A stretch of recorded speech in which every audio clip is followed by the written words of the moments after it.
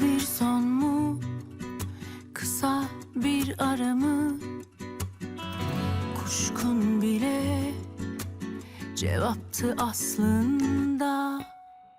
Dost kalamıyorum, niyet buysa. İyi son yok ki, aşk mevcutsa. Sarıl bana,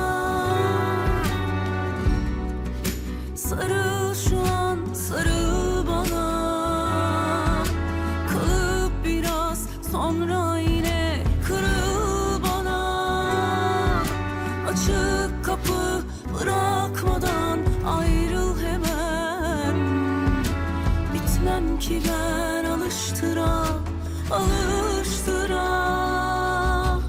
Gel adını koyalım burada ilk önce. Hangi dilde bu nece? Konular daha da uzuyor.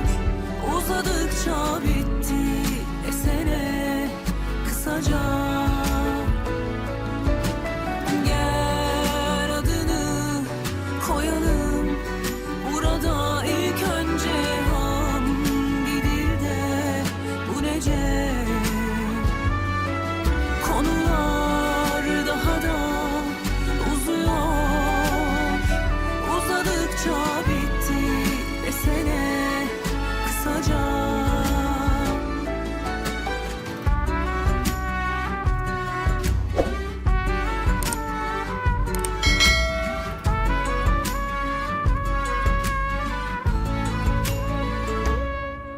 Sarıl bana,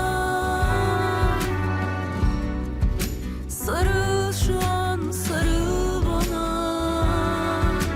Kalıp biraz sonra yine kırıl bana. Açık kapı bırakmadan ayrıl hemen. Bitmem ki ben alıştıra, alıştıra. Gel adını koyalım burada ilk önce. Hangi dilde bu nece? Konular daha da uzuyor. Uzadıkça bitti desene kısaca.